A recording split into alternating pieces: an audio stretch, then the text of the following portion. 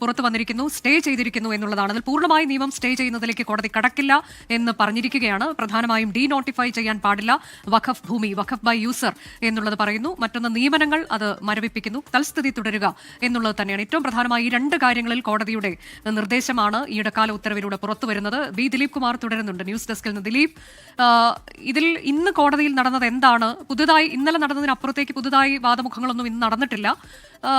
സമയം നൽകിയിട്ടുണ്ട് കേന്ദ്രത്തിന് 7 ദിവസത്തെ സാവകാശം. ഇന്ന് എന്താണ് കോടതിയിൽ സംഭവിച്ചത്? അനുജ, ഇന്ന് സുപ്രീം കോടതിയിൽ ഇടക്കാല ഉത്തരവ് പുറപ്പെടുവിക്കുമെന്ന സൂചനയാണ് ഇന്നലെ ചീഫ് ജസ്റ്റിസ് നൽകിയിരുന്നത്. അതുകൊണ്ട് തന്നെ ഇടക്കാല ഉത്തരവിന്മേലുള്ള വാദമാണ് ഇന്ന് പ്രധാനമായും കോടതിയിൽ നടന്നത്. സോളിസിറ്റർ ജനറൽ തുഷാർ മേത്തയാണ് കേന്ദ്ര സർക്കാരിന് വേണ്ടി ഹാജരായി വാദമുഖങ്ങൾ ഉന്നയിച്ചത്. ഒരാഴ്ച കൂടി കേന്ദ്ര സർക്കാരിന് വിശദമായ മറുപടി നൽകാൻ സാവകാശം വേണം എന്ന് സോളിസിറ്റർ ജനറൽ ആവശ്യപ്പെട്ടു. മാത്രമല്ല, ഈ ഒരാഴ്ച കൊണ്ട് മറ്റ് വലിയ കാര്യങ്ങളൊന്നും സംഭവിക്കാൻ സാധ്യതയില്ല എന്ന കാര്യവും സോളിസിറ്റർ ജനറൽ പറഞ്ഞു. ചീഫ് ജസ്റ്റിസ് തന്റെ ഇടക്കാല ഉത്തരവ് എന്ന നിലയിൽ പറയാവുന്നത് ഇപ്പോൾ ഈ ഒരു കാര്യമാണ്. അതായത് 7 ദിവസത്തെ സാവകാശം സോളിസിറ്റർ ജനറൽ പറഞ്ഞതുകൂടി കണക്കിലെടുത്തുകൊണ്ട് കേന്ദ്ര സർക്കാരിന് ഇക്കാര്യത്തിൽ വിശദമായ മറുപടി നൽകുന്നതിന് സമയം അനുവദിച്ചിരിക്കുകയാണ്. ഇത് കേന്ദ്ര സർക്കാരിന് മാത്രമല്ല, ഈ കേസിൽ കക്ഷി ചേർന്നവർക്കും അതോടൊപ്പം തന്നെ സംസ്ഥാന സർക്കാരുകൾക്കും ആവശ്യമെങ്കിൽ ആ നിലയിലുള്ള വിശദമായ മറുപടി നൽകാം എന്ന കാര്യവും 7 ദിവസത്തിനകം നൽകാം എന്ന കാര്യവും ചീഫ് ജസ്റ്റിസ് അറിയിച്ചിട്ടുണ്ട്.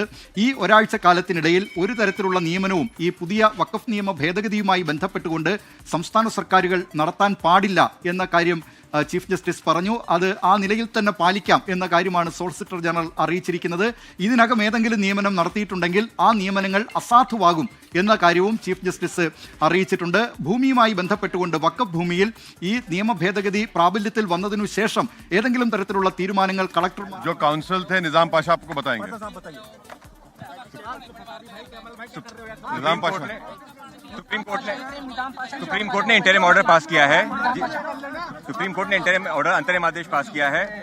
All appointments to Waqf council and Waqf board have been stayed until the matter is heard. No appointment will be made to the Waqf council और टू द वक्फ बोर्ड. उसके अलावा all existing Waqf, all works including works by user which are notified, registered, gazetted, etc. will be protected and will not be their nature and character will not be changed while the matter is being heard. ये अंतरिम आदेश, interim order supreme court ने पास किया है. So अंग्रेजी में बोलो, उर्दू में बोलो. अभी आपने कोर्ट का, सुप्रीम कोर्ट के honourable chief justice of India के साथ जो बेंच का ऑर्डर आपने सुन लिया. हमारे काउंसिल निजाम पाशा ने उस बात को आपके सामने रख दिया है. तो अब आइंदा फिर जब पेशी होगी हम लोग कोशिश करेंगे. तो यही बात कहना है और कुछ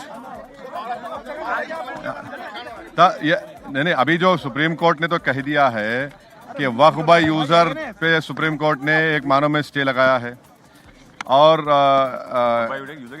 वक्फ बाय यूजर के डिलीशन पर स्टे लगाया है और साथ ही साथ कोई सेंट्रल वक्फ काउंसिल के बनाने पर स्टे लगाया गया है. स्टेट वक्फ बोर्ड के बनाने पर स्टे लगाया गया है. हाँ, अब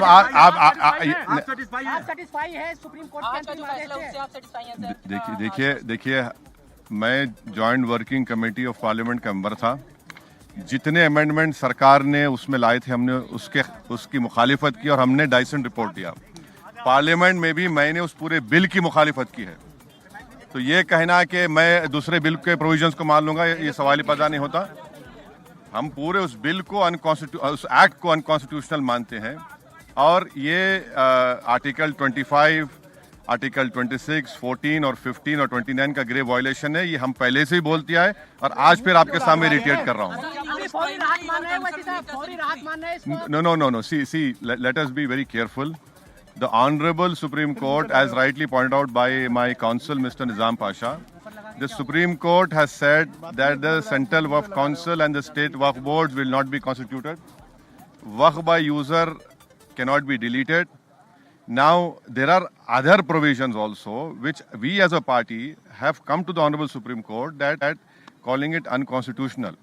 Now, whenever it will be heard, our counsel, Mr. Nizam Pasha, on behalf of me, will be arguing it. As you know very well that during the deliberations of the Joint Working Committee, I have given a Dyson report opposing all the amendments that were proposed by the government. And during the debate in the parliament on the consideration or passing of that bill, I have opposed each and every amendment. I have called it unconstitutional. എന്താണ് I ഇപ്പോൾ still കോടതിയിൽ call- നടന്നത് എന്നതിന്റെ വിശദീകരണമാണ് അദ്ദേഹം നൽകിക്കൊണ്ടിരുന്നത്.